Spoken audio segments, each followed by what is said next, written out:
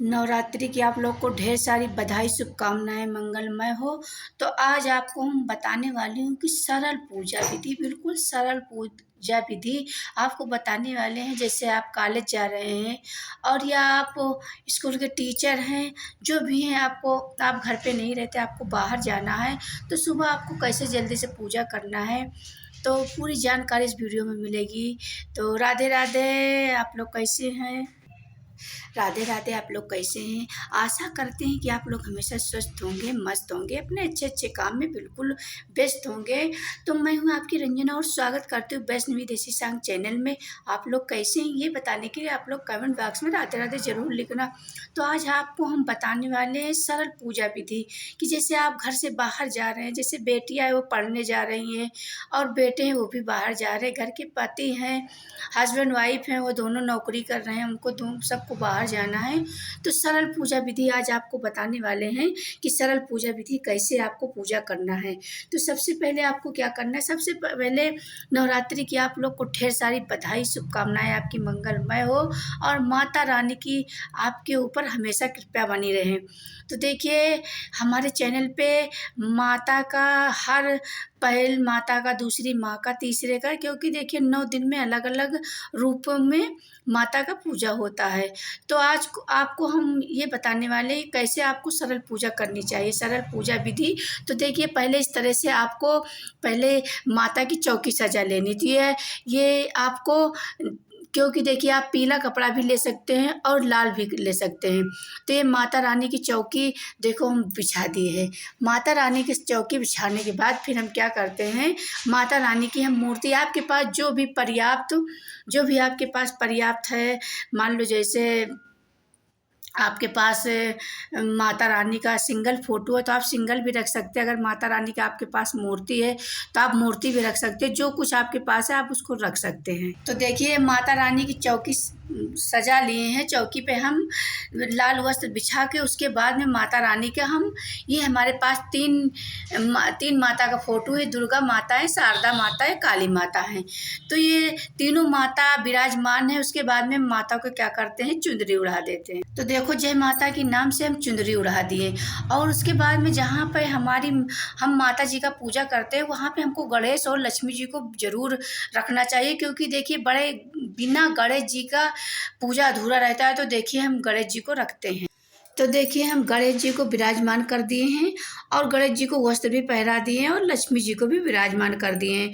तो देखिए अब बात करते हैं कि हमको कलशा कैसे रखना चाहिए। तो देखिए हमको कलशा, ये हमारे पास कलशा है। आप जैसे कलशा नहीं ले सकते हैं, आपको समय नहीं है तो कलशा नहीं ले सकते, तो फिर भी माता रानी का आप ऐसे लोटा से कलशा रख सकते हैं। और कलशा में आपको क्या करना है कि दूध डाल देनी है, उसके बाद में आपको गंगा जल डाल लेना है, हल्दी डाल लेनी है, अक्षत डाल लेना है। उसके बाद में आपको 1 रुपया भी सिक्का डालना है और उसके बाद में डालने के बाद आपको क्या करना है कि आपको ऐसे इसको इसके ऊपर रख देना है। और देखिए अभी हमारे पास जो आम का टेरिया नहीं है, आम के टेरा रख के तो इसको रखा जाता है। तो उसके बाद में आम के टेला रख के तभी आप रखें। उसके बाद में हम इस पे दीपक जलाएंगे। इसको रख के आप इस पे धूप बत्ती कर सकते हैं और इस पे दीपक जला सकते हैं। उसके बाद में आपको क्या करना है कि आप देखिए आप माता रानी का देखिए इस तरह से आप लोटा रख सकते हैं, इस तरह से लोटा रख सकते हैं अचौन के लिए। ये देखिए माता रानी को अचौन के लिए, इससे आप गंगा जल से आप माता रानी को स्नान करा सकते हैं। स्नान कराने के बाद फिर आप देखिए सिंदूर लगा सकते हैं।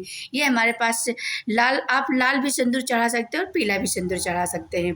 तो ये माता रानी की हमारी चौकी सजी और ये लोटा है। लोटा में आप गंगा जल से स्नान कराइएगा।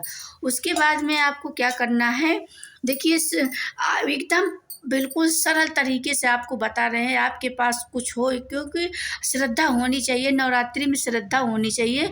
माता रानी हमेशा प्रसन्न रहती हैं। तो ये इसमें ये 9 दिन आपका कलशा रखा रहेगा। बिना गोठे भी आप कलशा रख सकते हैं। ये 9 दिन के बाद फिर आप विसर्जन कर सकते हैं।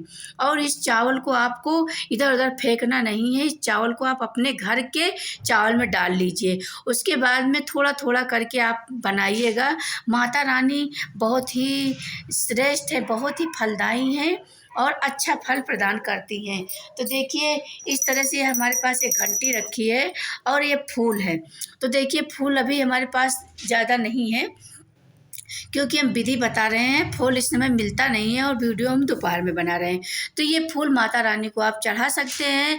पहले आप माता रानी को क्या करिएगा, इस तरह से आप ये जो आचमन से नहीं, आप फूल से इस तरह से आप माता रानी को स्नान कराइएगा। स्नान करते समय आपको क्या कहना है कि पहले गणेश जी को स्नान कराना है, उसके बाद में कहना है कि ये गणेश गणेश जी स्नानम सिद्धम समर्पयाम, गणेश जी स्नानम सिद्धम समर्पयाम। फिर उसके बाद हमको क्या कहना है, लक्ष्मी जी स्नानम सिद्धम समर्पयाम, लक्ष्मी जी स्नानम सिद्धम समर्पयाम। फिर हमको क्या करना है कि दुर्गा माता को आपको स्नान कराना है। स्नान कराने के बाद देखिए हम चुंदरी चढ़ा दिए हैं और फिर आपको क्या करना है कि स्नान इस तरह से आप आचमन से आप 3-3 बार स्नान करा सकते हैं। इस तरह से आचमन से आप इस तरह से स्नान कराइए। स्नान कराने के बाद फिर आपको क्या करना है कि आप स्नान कराने के बाद फिर आपको क्या करना है, सिंदूर चढ़ाना है। फिर क्या कहना है, गणेश जी सिंदूरम सत्यम समर्पयाम, गणेश भगवान सिंदूरम सिद्धम समर्पयाम। फिर आपको क्या कहना है कि लक्ष्मी जी सिंदूरम सिद्धम समर्पयाम, लक्ष्मी माता सिंदूरम सिद्धम समर्पयाम, लक्ष्मी माता सिंदूरम सिद्धम समर्पयाम। इस तरह से आपको लक्ष्मी जी का आह्वान करना है, माता दुर्गा का आह्वान करना है। और आपको क्या करना है, देखिए अगर आपके पास जितनी भी श्रद्धा है उतना आप ले सकते हैं और आप कम कम सामान में भी आप पूजा कर सकते हैं और आप ज़्यादा सामान में भी पूजा कर सकते हैं। तो एकदम सरल पूजा विधि है। उसके बाद में अगर आपके पास देखिए अभी हमारे पास फल वल नहीं है और आप उसके बाद में फल चढ़ा दीजिए, आप बर्फ़ी चढ़ा दीजिए और आप माता रानी को माला भी मंगवा लीजिए, माला चढ़ा दीजिए। उसके बाद में आप पूजा करने के बाद आपको अगियारी ज़रूर करनी, क्योंकि देखिए 9 दिन अगर हम व्रत रहते तो हमको अगियार ज़रूर करना है। तो आप देखिए आप जो गोबर के उपला होता है आप उसको ले आइए और आग बना लीजिए। उसके बाद में उसमें अगियार करके, अगियार करने के बाद फिर आपको आरती करनी है। आरती करने के बाद आपको घूम जाना है और आरती आप करते जाइए। ऐसे आप घंटी बजाते जाइए, आरती करते जाइए, घंटी बजाते जाइए, आरती करते जाइए, घंटी बजाते जाइए। क्योंकि बिल्कुल सरल पूजा विधि है, इसमें कोई है वो नहीं है कि आपके पास जो ज़्यादा सामान है तभी आप व्रत रहें और ना रहें, क्योंकि देखिए सबके पास पर्याप्त मात्रा में सामान नहीं रहता है। तो इस तरह से आपको पूजा करनी है, आरती करनी है और माता रानी को प्रसन्न करना है। क्योंकि देखिए माता रानी को प्रसन्न अगर आप कर लेंगे तो माता रानी आपके घर में कभी भी धन धान की कमी नहीं रखेंगी। तो देखिए आपको क्या करना है, आपको ब्रह्म मुहूर्त में स्नान कर लेना है, घर की साफ सफाई नवरात्रि के पहले आपको कर लेनी चाहिए। उसके बाद में आपको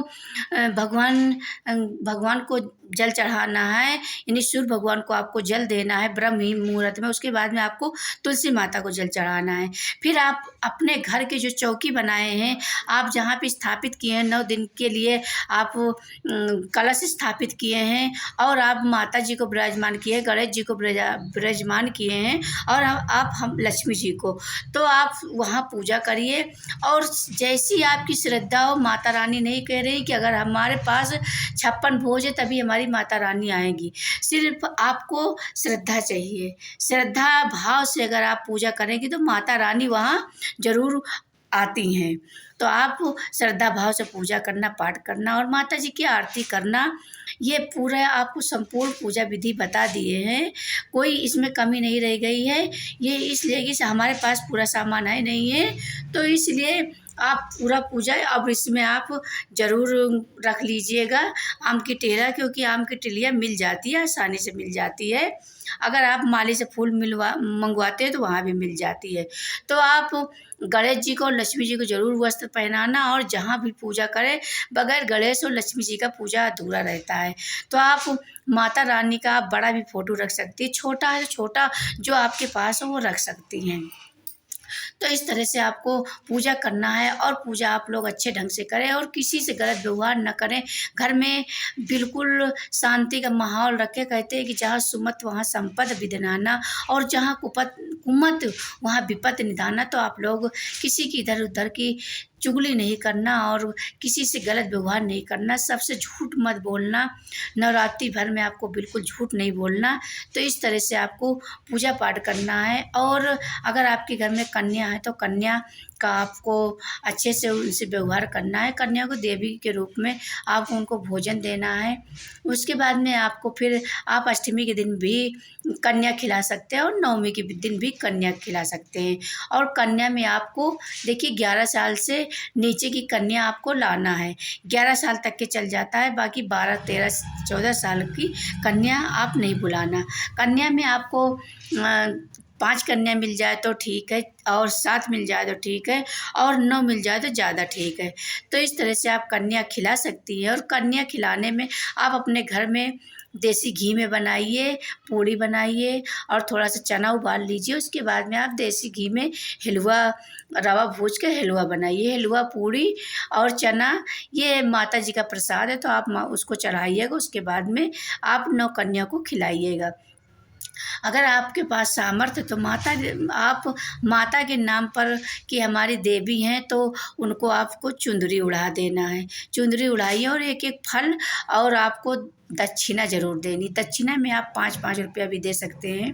अगर नहीं सामर्थ्य ज़्यादा तो 1-1 रुपया भी दे सकते हैं। तो देखिए, और लास्ट के दिन हवन भी करना है। हवन में आपको अगर आप ब्राह्मण बुला सकते हैं तो बुला सकते हैं, नहीं आप अपने घर में ही आप हवन कर सकते हैं, कोई बात नहीं। आप सारी माता का नाम लेके हवन कर सकते हैं, अपने हाथ से ही हवन कर सकते हैं। और आप